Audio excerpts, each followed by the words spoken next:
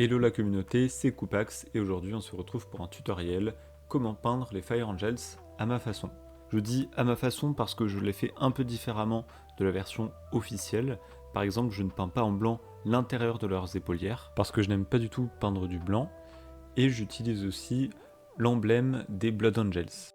Pour commencer, vous allez partir d'une sous-couche métallique. Je l'ai faite à l'aérographe mais ça marche aussi à la bombe.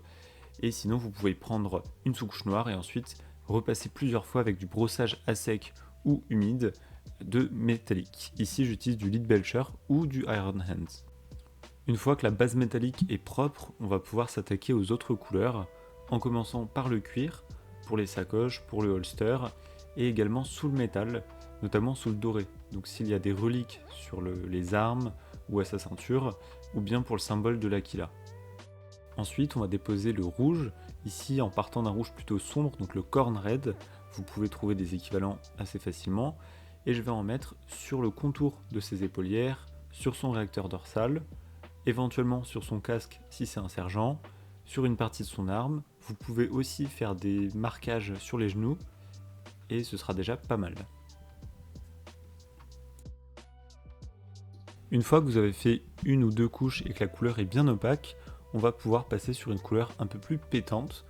Donc ici, vous allez prendre votre Corn Red et un rouge un peu plus vif. Vous allez les mélanger et ensuite venir les déposer sur les surfaces de votre figurine les plus exposées à la lumière. On va faire en fait une sorte de dégradé, d'abord avec ce mélange et ensuite avec le rouge vif seulement. Ça fera une impression de lumière et ça donnera du relief à ces parties-là de la figurine. Pendant que ça sèche, on va venir déposer des couleurs secondaires, notamment le doré sur le symbole de l'Aquila et sur des reliques s'il y en a, et le bleu du fusil à plasma. Vient ensuite le moment fatidique de s'attaquer aux yeux de la figurine. Ici je vais déposer une couche de blanc avec un pinceau bien humide pour que la peinture puisse se glisser dans le creux de l'œil et aussi que je puisse nettoyer mes erreurs étant donné que je dépasse systématiquement.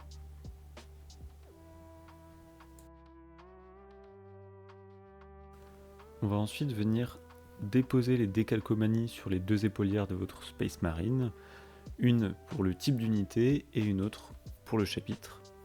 Ici j'utilise du vinaigre blanc pour ramollir les décalcomanies et ensuite du micro 7 pour ramollir encore la décalcomanie et après je pose un petit peu de vernis satiné dessus pour que ça garde de son éclat tout en protégeant la décalcomanie. Une fois que c'est fait, ça va être l'heure du grand bain. Ici je vais prendre deux wash, le Nolan Oil et le Agrax Earthshade et je vais passer toute ma figurine, en tout cas toutes les parties métalliques sauf l'or avec du Nolan Oil et le reste ce sera du Agrax Earthshade, donc pour le cuir, pour l'or et sur cette figurine c'est tout. Pour les yeux, j'utilise du Aeldari Emerald, qui est une peinture contraste de Citadel, et je viens déposer une goutte dans chaque œil, en prenant soin de ne pas dépasser. Ensuite, je vais venir faire le socle avec une pâte texturée couleur sable, ce qui sera très pratique parce que je pourrais venir la recolorer de la couleur que je veux avec des peintures contrastes. Ici, faites attention à ne pas en mettre trop sur votre figurine, pour ne pas cacher les détails avec de la pâte.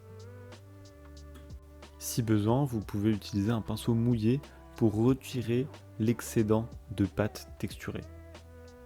Pour donner l'aspect terre martienne au socle, je vais venir utiliser deux couleurs contrastes orange, une bien plus vive et une autre un petit peu plus couleur rouille pour faire un peu des variations.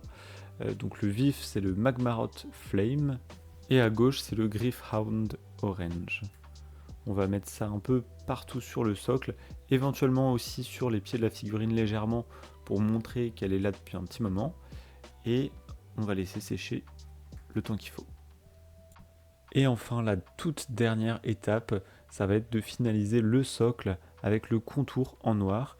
Et ici je vais utiliser le pinceau stylo de AK Interactive Flat Black qui est vraiment très pratique pour ce cas spécifique et que j'utilise maintenant pour toutes mes figurines.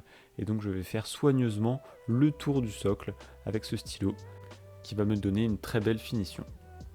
Je vous remercie d'avoir regardé, n'hésitez pas à poser vos questions dans les commentaires ou à partager vos conseils.